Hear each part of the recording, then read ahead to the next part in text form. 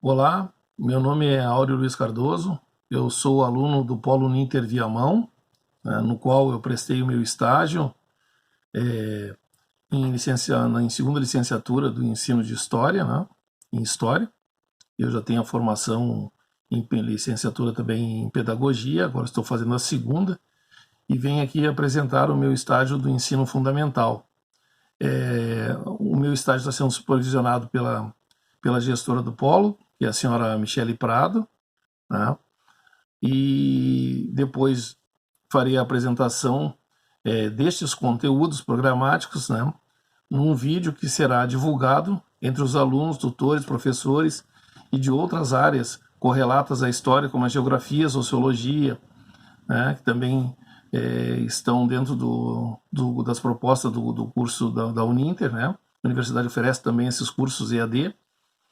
Então, todas aquelas áreas que são correlatas, como a filosofia também, né, serão dirigidos esses conteúdos através desse vídeo, que terá essa duração máxima de 15 minutos. E então eu quero fazendo essa breve apresentação, eu quero dizer que o Polo Uninter é um polo localizado na cidade de Viamão, no Rio Grande do Sul, né, no ensino à distância, que todos nós sabemos, né, possui aí uma diversidade de cursos. E, como eu disse, essa experiência no ensino fundamental é de extrema importância, e o conteúdo que eu trago hoje é um conteúdo também não menos importante, que trata das civilizações pré-colombianas, ou seja, aquelas civilizações que habitaram a América, né? Principalmente a América Central, uma pequena parte da América do Norte e a América do Sul. Esses povos, civilizações pré-colombianas, são chamadas pré-colombianas porque, evidentemente, elas antecedem a chegada de Cristóvão Colombo às Américas, né? Esse aí por cerca de 1492. Bom, com a chegada de Colombo, que a gente sabe que era subsidiado pela coroa italiana, né? Embora, melhor, pela coroa espanhola, embora ele fosse italiano, né? Mas quem possuía naquele momento recursos para patrocinar as navegações eram, neste momento, Portugal e Espanha. Assim, Colombo, sendo italiano, a serviço da coroa espanhola, veio até a América e conseguiu, né, ter contato com esses povos, com os povos do norte da América Central, né, inclusive, e América do Sul.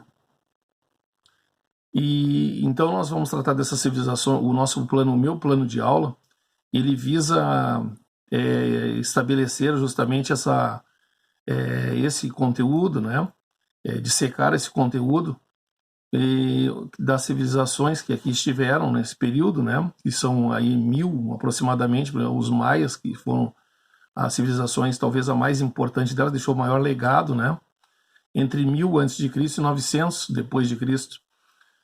Com a chegada dos espanhóis, né, a gente sabe que essas culturas foram exterminadas, né? Então, os maias estiveram em regiões como Honduras, Guatemala, El Salvador, né? Região central do México também tem uma pequena inserção por essa região. Possuíam na sua cultura, né, modos de vida, e ficaram, inclusive, que era a escrita, né, o oral, né, melhor dizendo, a língua, não a escrita, mas a língua, através da oralidade, né? Então é um patrimônio, inclusive, um patrimônio material da humanidade, né, pela ONU, para a educação. Eram também povos, né, neste caso dos maias, politeístas, né? Então deixaram grandes contribuições, né, para que hoje ainda beneficiam, vamos dizer assim, a sociedade como um todo. Bom, depois dos maias nós temos os incas também, né, que é uma civilização da região andina, pegou o Peru, pegou Colômbia, pegou Argentina, né, principalmente nessas regiões, e trabalhavam, então tinham como, vamos dizer assim, como técnica, né, as questões ligadas à agricultura, no transporte de águas, né, de desvios de águas, da metalurgia, o cobre, né, o bronze. Também desenvolveram muito a escrita, né, mas também passaram a ser dizimados pelos espanhóis principalmente, né, com a chegada de Pizarro, né? E esse foi, vamos dizer assim, aquele sujeito, né, que veio para as Américas e foi uma das questões que acabou determinando a destruição, inclusive, dessa civilização, né, passou muito pelas mãos de Pizarro, que era uma pessoa extremamente cruel, né? E esses povos, evidentemente, não tinham contatos, né, ainda com essas civilizações europeias, vamos dizer assim, e também não conheciam muitos instrumentos que foram trazidos pelos espanhóis, como o cavalo, por exemplo, como a arma de fogo, né, como o sabre e tantas outras ferramentas, né? Então, com a chegada, assim, foi um tanto assustador. Isso impactou muito essas comunidades. Havia muito medo, muito mito por parte desses povos que acabaram se assustando com os espanhóis e com as técnicas de crueldade por eles utilizadas, né? Como o uso, inclusive, de animais como cachorros para atacar os índios e essas comunidades. E então essa chegada foi fatal, né, para esse povo inca. Os maias, como a gente já viu, da mesma forma, e nós vamos ver que os astecas também foram dizimados, né, por esses espanhóis que chegaram à América, né, com suas técnicas e com suas formas de crueldade, né, de pura barbárie, que evidentemente não é só isso que justifica o extermínio desses povos, né? Havia também conflitos internos com essas civilizações, e muitos deles também acabaram traindo e passando para o outro lado, vamos dizer assim, para o lado espanhol, e dando uma contribuição fundamental e crucial, né, que acabou com o desfecho que a gente já conhece, que é o extermínio dessas civilizações tão importantes, né? Aí nós chegamos ao terceiro tópico do nosso plano de aula, que são os astecas, né? Os mexicas. Como o próprio nome já disse, mexicas são aqueles povos que vivem na região que hoje a gente conhece pelo México, né? Mas eles também estiveram ali pela Guatemala, né? Assim como também os maias estiveram na Guatemala também, uma parte da Guatemala também estiveram estendidas suas civilizações por ali. Desenvolveram a caça, eram praticamente esses povos astecas coletores, né? A agricultura. Então deixaram contribuições, como é escrito, o calendário, as pirâmides que a gente conhece até hoje no México, né? Eram poligâmicos e adoravam os astros, evidentemente, né? E faziam também sacrifício de pessoas e sacrifício de animais. Na agricultura, os astecas desenvolveram o milho, a pimenta, o fumo, o cacau. Eram povos, como a gente sabe também, guerreiros, né?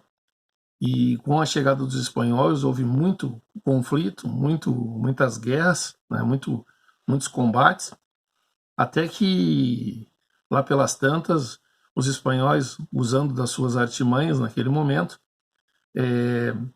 introduziram o cavalo, né? E a gente sabe que o cavalo foi um fato inusitado para esses povos que acabaram naquele momento não conseguindo identificar a figura de um homem e o cavalo. Eles achavam que era um conjunto, quando na realidade, né, a gente sabe que era o homem, né, se utilizando do cavalo para se fortalecer diante do seu suposto inimigo, do seu inimigo, que eram nesse caso aí os povos astecas.